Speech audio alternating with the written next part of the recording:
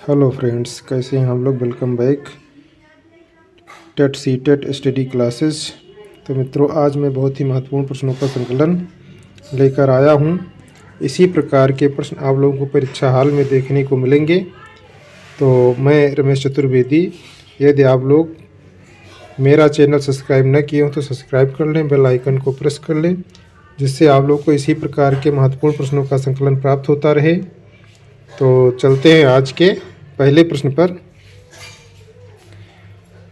और TET C TET में मैं सभी सब्जेक्टों का बारी बारी से डिफिनीसन करता हूँ, पढ़ाता हूँ।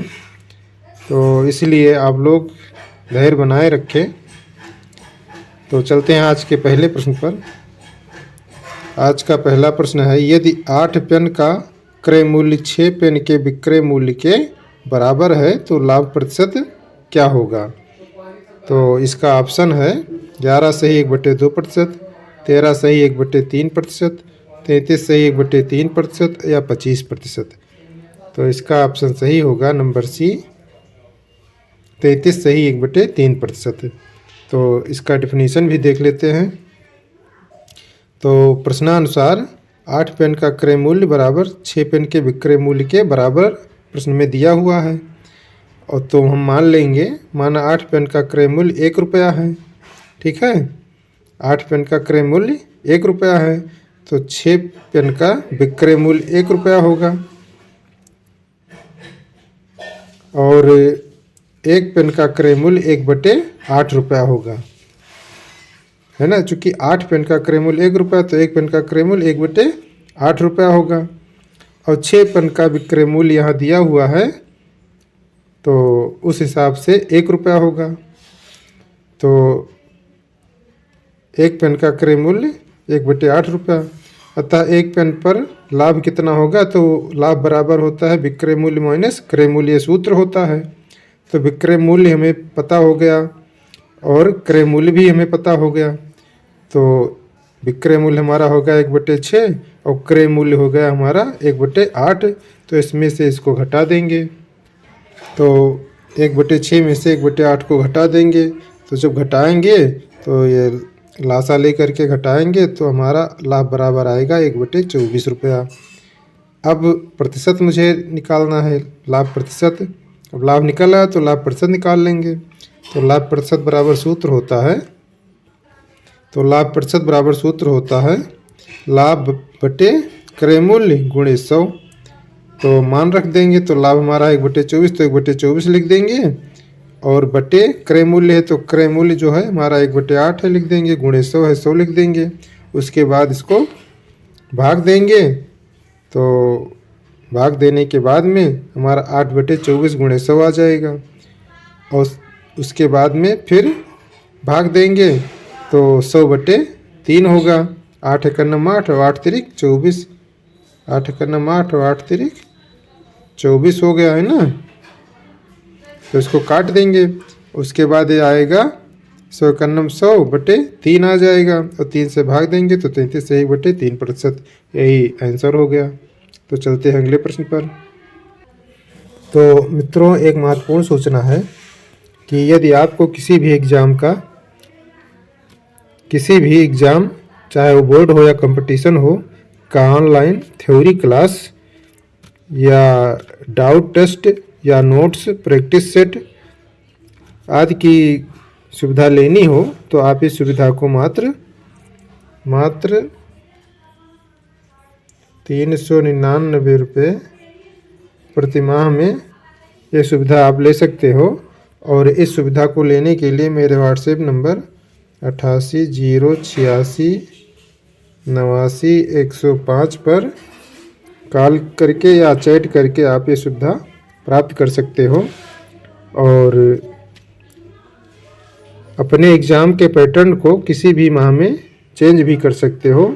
जब चाहो तब उस माह में आप अगले माह में आप चेंज कर सकते हो। ये मतलब छूट है। और सूचना समाप्त हुई। चलते हैं अगले प्रश्न पर।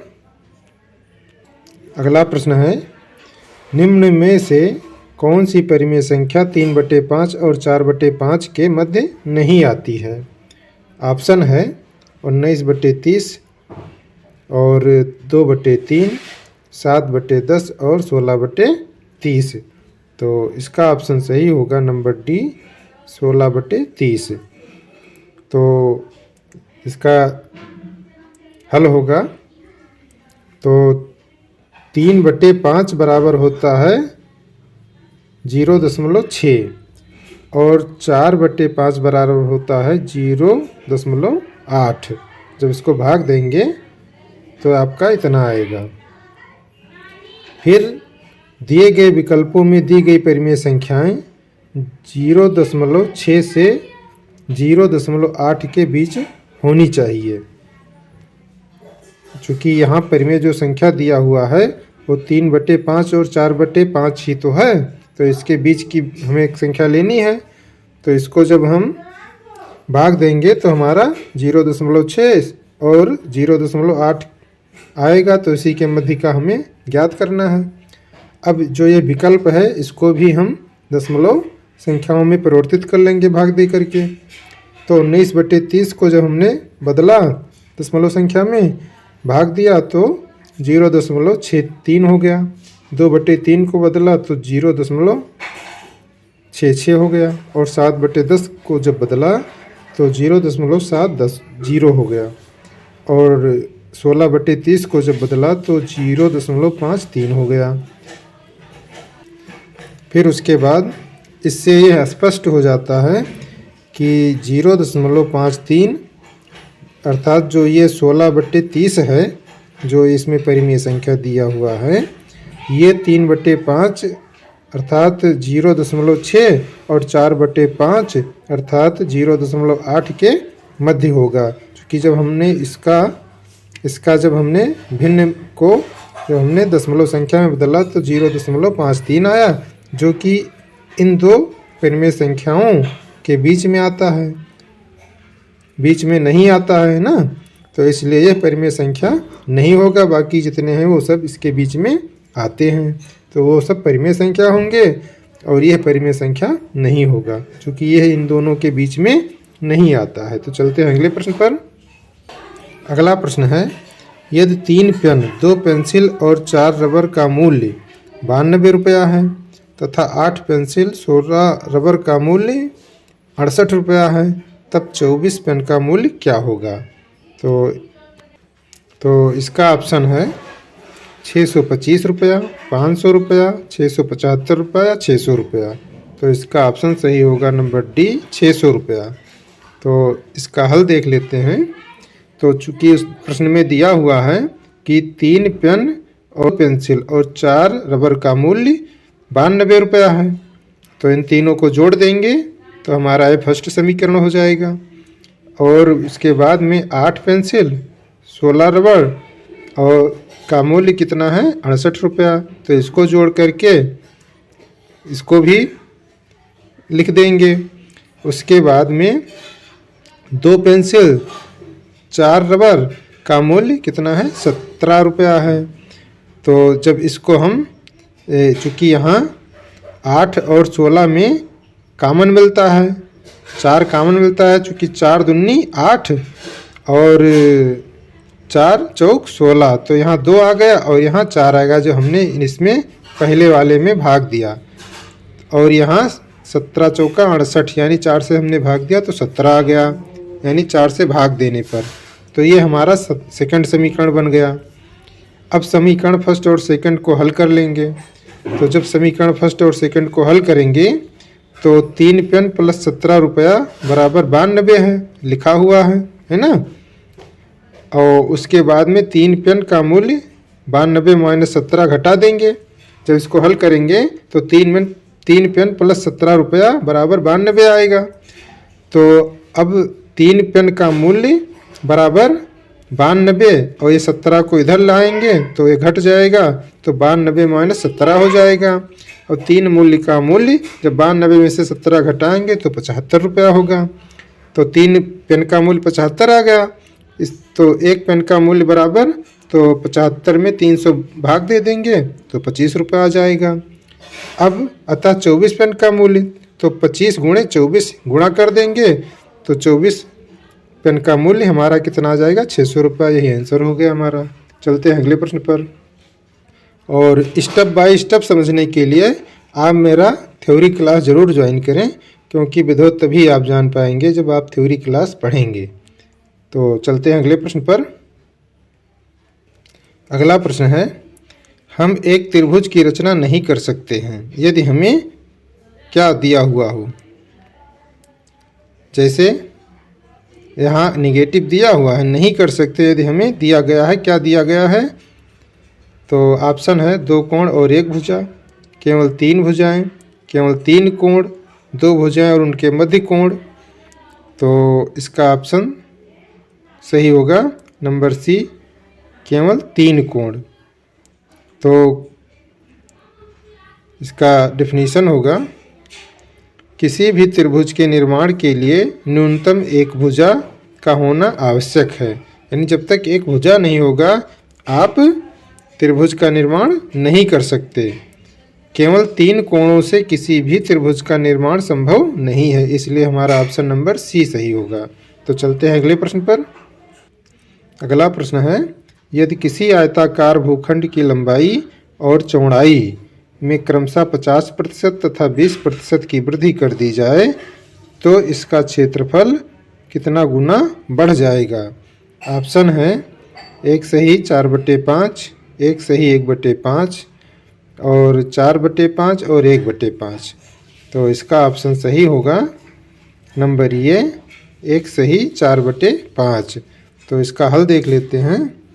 तो माना आयताकार भूखंड की लंबाई x मीटर है और चौड़ाई y मीटर है, तो हमारा क्षेत्रफल कितना होगा, xy मीटर स्क्वायर। चूँकि क्षेत्रफल बराबर सूत्र होता है लंबाई गुणे चौड़ाई, तो उस पर मान रखेंगे तो हमारा क्षेत्रफल बराबर xy मीटर स्क्वायर होगा। अब इसको हम बना लेते हैं, डायग्राम बना लेंगे। तो ये हमारा लंबाई हो गया x और चौड़ाई हो गया y। तो अब सवाल में जिस हिसाब से प्रश्न किया गया उस हिसाब से हम आगे देखेंगे।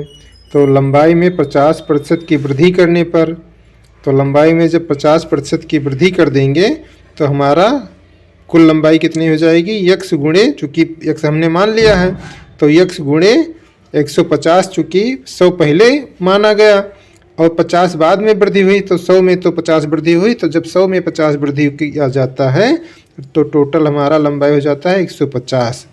तो 150/100 हो गया। तो x गुणे यानी x में 150/100 की वृद्धि हो गई लंबाई में। तो इसको जब हल करेंगे तो आएगा 3x/2 मीटर। अब चौड़ाई में भी वृद्धि किया जाता है, इसलिए चौड़ाई को भी निकालेंगे। तो चौड़ाई में 20% की वृद्धि करने पर चौड़ाई हमारा हो जाएगा, तो चौड़ाई हमने पहले मान लिया है y, और 20% की वृद्धि होती है तो 100 में 20 होता है, इसलिए 120 हो गया बटे 100। तो इसको जब हल करेंगे तो 6y/5 मीटर आ जाएगा। अब नया क्षेत्रफल हमारा क्या हो गया, अब नया लंबाई चौड़ाई मालूम हो गया तो हम नया क्षेत्रफल उसी पे मान रख करके निकाल लेंगे। तो लंबाई गुणे चौड़ाई दोनों का मान रख करके गुणा कर देंगे, तो हमारा जब गुणा करेंगे तो आएगा 9xy/5 मीटर स्क्वायर। अब उसके बाद में फिर देखेंगे, माना यम गुना बढ़ जाएगा, जैसे भाई पूछ रहा है तो हिसाब से माना यम गुना बढ़ जाएगा। तो यम गुणे xy हमने क्षेत्रफल पहले लिया और यम गुना क्षेत्रफल बाद में बढ़ा, तो हमारा टोटल हो गया xy/5। यहाँ चूँकि पूरा क्षेत्रफल आ जाता है तो ये होगा बाद का क्षेत्रफल, और ये जब क्षेत्रफल हमारा बढ़ गया तो उस हिसाब से क्षेत्रफल हो गया। तो हम कितना गुना बढ़ा इसको हम निकाल लेंगे। तो फिर यम बराबर लेंगे, तो जब यम बराबर लेंगे तो xy इसके नीचे आ जाएगा, तो xy कट जाएगा तो बचेगा 9/5। तो 9/5 जब आएगा तो इसको, चूँकि अंश इसका ज़्यादा है तो इसे संयुक्त भिन्न में बदल लेंगे, तो आएगा हमारा 1 से ही 4/5 गुना। तो यही हमारा आंसर होगा। चलते हैं अगले प्रश्न पर। अगला प्रश्न है, सामान्य मनुष्य के शरीर का ताप 37°C है, फ़ारेनहाइट पैमाने में यह ताप कितना होगा। तो इसका ऑप्शन है 98.4 अंश फ़ारेनहाइट और 98.6 अंश फ़ारेनहाइट और 98 अंश फ़ारेनहाइट और 98.8 अंश फ़ारेनहाइट। तो इसका ऑप्शन सही होगा नंबर बी 98.6 अंश फ़ारेनहाइट। तो इसका हल भी देख लेते हैं। तो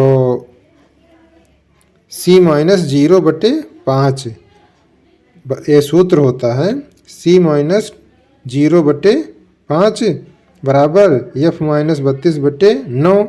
तो बराबर होगा K-273/5। ये सूत्र है। इस सूत्र पर हम मान रख देंगे। तो चूँकि सेल्सियस कितना है 37 अंश, तो 37 - 0 तो 37 अंश/5 हो जाएगा। और उसके बाद F-32 है तो F-32/9 हो जाएगा। अब उसके बाद में इसको पक्षांतर करेंगे, तिरछा गुणा करके इसको पक्षांतर कर लेंगे तो आएगा 333 बराबर 5F - 160 आ जाएगा। अब 5F बराबर जब इसको पक्षांतर करेंगे 160 को इधर लाएंगे तो ये माइनस का प्लस हो जाएगा, तो जो जुड़ जाएगा 333 में, तो टोटल आएगा 5F बराबर 493। तो F बराबर ले लेंगे, तो F बराबर लेंगे तो 5 इसके बटे आ जाएगा। तो बटे जब आएगा तो इसको भाग करेंगे तो 98.6 अंश फ़ारेनहाइट आ जाएगा। तो इसलिए हमारा आंसर भी सही होगा। तो चलते हैं अगले प्रश्न पर। अगला प्रश्न है, यदि 1 का स्क्वायर प्लस 2 का स्क्वायर प्लस डॉट डॉट 9 का स्क्वायर बराबर 285 हो तो 0.11 का होल स्क्वायर प्लस 0.22 का whole square plus dot dot plus 0.99 का होल स्क्वायर का मान कितना होगा। तो इसका ऑप्शन दिया हुआ है 2.4485, फिर है 0.24485, फिर 3.4485, फिर 0.34485। तो इसका ऑप्शन सही होगा नंबर सी 3.4485। तो इसका हल भी देख लेते हैं। तो इसका हल है 1 square plus 2 square plus dot dot 9 का स्क्वायर बराबर 285 ये दिया हुआ है। तो ये फर्स्ट समीकरण हो गया। और इसी प्रकार से हम इसका ले लेंगे ये दूसरा वाला, तो 0.11 का होल स्क्वायर और 0.22 का whole square plus dot dot 0.99 का होल स्क्वायर। तो इसका जब लेंगे तो इसके बटे 100 कर देंगे, क्योंकि हमें दशमलव ख़त्म करना है। तो दो अंक के बाद दशमलव है, तो 2 अंक हटाने के लिए 2 जीरो नीचे बढ़ा देंगे, यानी 100 से गुणा भाग कर देंगे। तो हमारा ये दशमलव ख़त्म हो जाएगा। इसी प्रकार से 22 में भी 100 से भाग करेंगे और 99 में भी 100 से भाग करेंगे। तो ये हमारा इस प्रकार से ये आ गया। और उसके बाद में फिर इसको आगे करेंगे, तो चूँकि इसमें ये सभी में 11/100 कॉमन मिल रहा है। ऑल टोटल जितना भी दिया गया संख्या सभी में 11/100 कॉमन मिल रहा है होल स्क्वायर। तो इसको कॉमन ले लेंगे तो यहाँ बचेगा 1 का स्क्वायर प्लस 2 का स्क्वायर प्लस 9 का होल स्क्वायर, ब्रैकेट बंद कर देंगे। अब समीकरण फर्स्ट का मान रखने पर, चूँकि समीकरण फर्स्ट यहाँ लिखा हुआ है और वही चीज़ यहाँ आ गया है, तो इसका मान कितना है 285। तो 285 यहाँ रखेंगे, चूँकि ये दोनों एक दूसरे से गुणा है तो 11/100 का होल स्क्वायर गुणे 285 हो जाएगा। इसका मान जब रखेंगे तो इसको जब हल करेंगे तो चूँकि ये होल स्क्वायर है तो 11/100 गुणे 11/100 2 बार लिख देंगे और गुणे 285। और उसके बाद में इसको हल करेंगे तो नीचे वाले को हल करेंगे तो 10,000 आ जाएगा। उसके बाद इसको जब हल करेंगे तो 11 करें हम 121 और 285 है तो 285 लिख देंगे। तो 121 गुणे 285 बटे 10,000 हो गया। अब जब इसको गुणा करेंगे तो 34,485 बटे 10,000 हो गया। फिर आगे इसको जब भाग करेंगे 10,000 से तो हमारा आएगा 3.4485। तो यही हमारा आंसर हो गया। चलते हैं अगले प्रश्न पर। अगला प्रश्न है, एक राशि साधारण ब्याज पर 10 वर्षों में दुगनी हो जाती है। कितने वर्षों में यह राशि उसी ब्याज दर से तिगुनी हो जाएगी? तो ऑप्शन दिया हुआ है 30 वर्ष, 25 वर्ष, 20 वर्ष या 15 वर्ष। तो इसका ऑप्शन सही होगा नंबर सी, 20 वर्ष। तो इसका हल है, तो इसका हल होगा माना राशि यक्स है, चूँकि यहाँ पूछा जा रहा है उस हिसाब से माना राशि यक्स है और समय हमारा 10 वर्ष दिया हुआ है। तो साधारण मिश्रधन बराबर कितना होगा? 2x होगा और दर हमारा R% हो गया। चूँकि यहाँ दिया हुआ है कि यहाँ 10 वर्षों में दुगनी हो जाती है, तो साधारण मिश्रधन हमारा 2x होगा। चूँकि x हमने मान लिया तो 2x हो गया साधारण मिश्रधन और दर हमने मान लिया R%। तो सूत्र हमारा है साधारण मिश्रधन बराबर मूलधन गुणे दर गुणे समय बटे 100 प्लस मूलधन होता है। तो ये हमारा साधारण मिश्रधन हो गया, ये सूत्र हो गया। अब इसी पर मान रख देंगे। तो चूँकि साधारण मिश्रधन हमारा कितना आया? 2x आया, तो 2x लिख देंगे। मूलधन हमने x मान ही लिया था और दर हमने R माना और समय हमने 10 वर्ष लिया, बटे 100 लिखा ही है तो 100 लिख देंगे और मूलधन फिर प्लस है तो इसको फिर प्लस कर देंगे x को। फिर उसके बाद इसको हल करेंगे तो 2x बराबर, इसको जब यहाँ गुणा करेंगे तो x यहाँ भी है, यहाँ भी और x यहाँ भी है, तो x को कॉमन ले लेंगे तो यहाँ अंदर बचेगा R/10। चूँकि यह 10 ऊपर लिखा हुआ है तो ये कट गया, तो यहाँ R/10 बचा प्लस यहाँ x कॉमन चला गया तो 1 बचा। फिर उसके बाद में यहाँ हम ले लेंगे पक्षांतर करेंगे तो R/10 बराबर, यहाँ जब ये उधर जाएगा तो 2 - 1 हो जाएगा। चूँकि x से x कट गया और 2 सिर्फ यहाँ बचेगा तो 1 जब उधर जाएगा तो प्लस का माइनस हो जाएगा, तो 2 में 1 घट जाएगा। तो फिर उसके बाद में यहाँ 1 बचेगा और उसके बाद में फिर इसको पक्षांतर करेंगे तो 10 × 10 इधर चला जाएगा तो R बराबर 10% निकल आया। अब द्वितीय शर्तानुसार भी इसको निकालेंगे।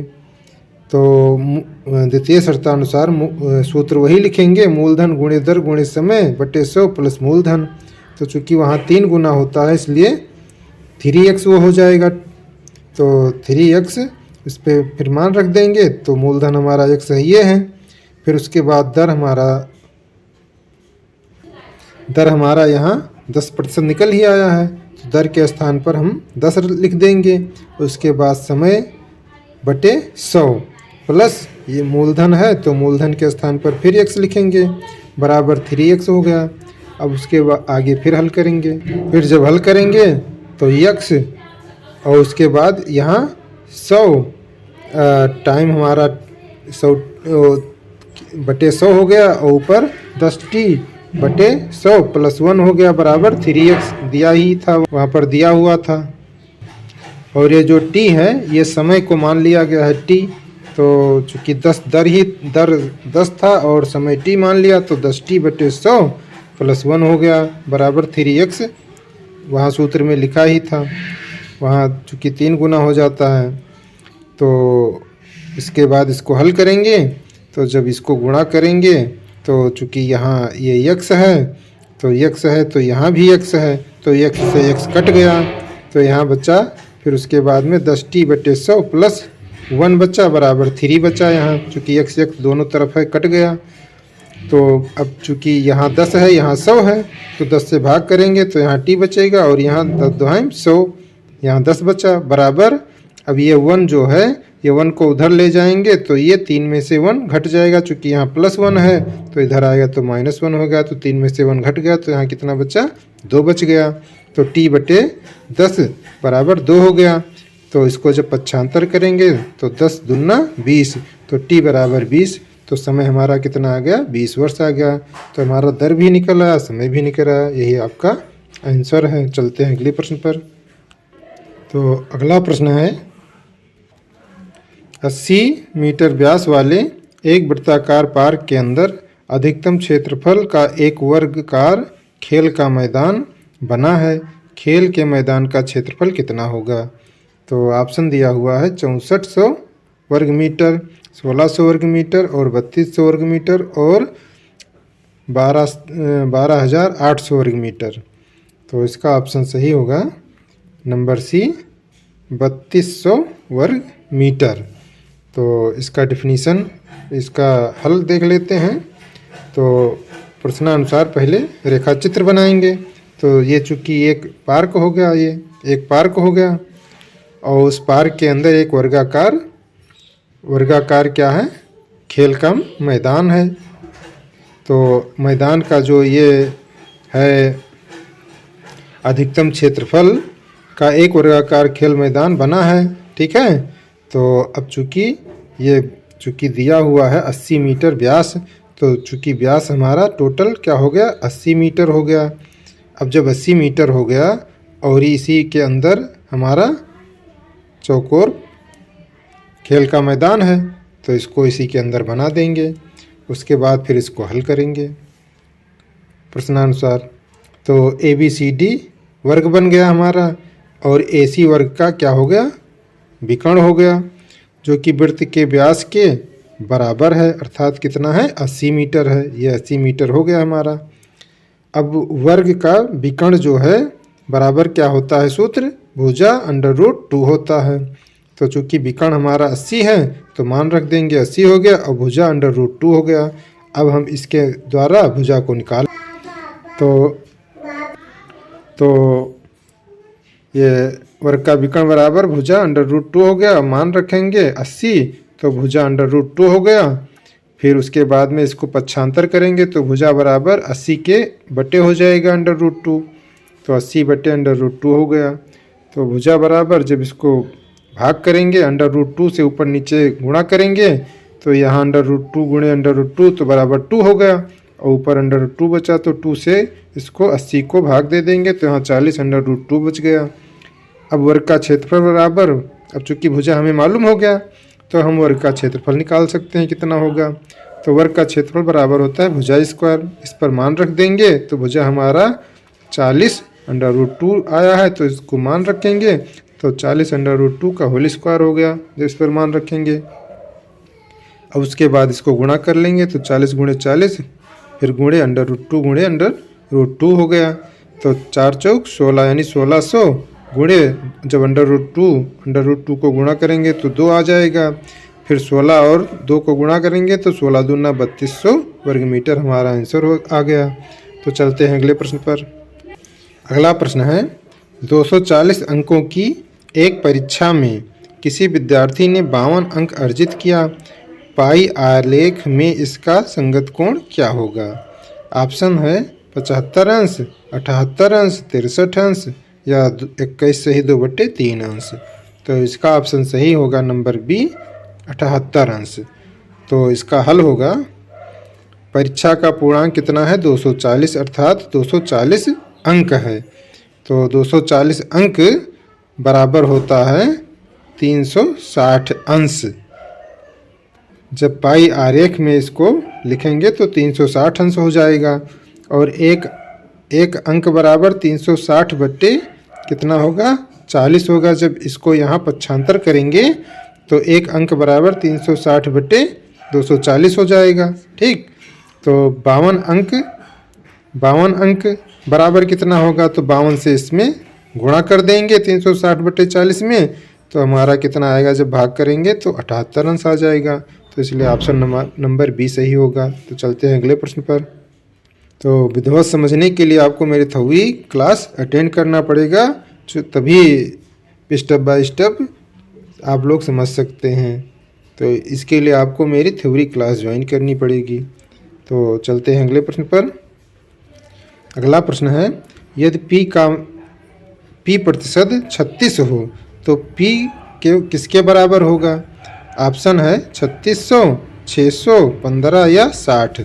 तो इसका ऑप्शन सही होगा नंबर डी 60। तो अब इसका हल भी देख लेते हैं। तो P का P प्रतिशत कितना है 36 है, तो P गुणे P बटे 100 यानी P का P प्रतिशत। तो P का P प्रतिशत, तो प्रतिशत को जब हटाएंगे तो P बटे 100 होगा, तो P गुणे P बटे 100। तो बराबर कितना हुआ 36। तो पी को जो गुणा करेंगे पी स्क्वायर होगा और 100 को इधर ले जाएंगे पक्षांतर करके, तो ये 3600 हो गया। तो पी बराबर छकहक 36 यानी 60 आया। तो ये हमारा ऑप्शन कितना सही होगा, डी सही होगा। तो चलते हैं अगले प्रश्न पर। तो मित्रों यहीं पर वीडियो यह समाप्त होता है। वीडियो कैसा लगा कमेंट बॉक्स में ज़रूर लिखिएगा। यदि अच्छा लगा हो तो लाइक और शेयर भी ज़रूर कीजिएगा और प्रश्नों को लिखा करो, क्योंकि लिखने से जल्दी याद हो जाता है। और अपने लाइफ में डेली कोई ना कोई लक्ष्य ज़रूर रखिए और उसे पूरा करने का भरसक प्रयास कीजिए, जिससे आपकी लाइफ ऑटोमेटिकली अच्छी हो जाएगी। तो अपनी तैयारी करते रहिए। मिलेंगे अगले वीडियो में। चलते हैं मिलेंगे अगले वीडियो में। बहुत बहुत धन्यवाद।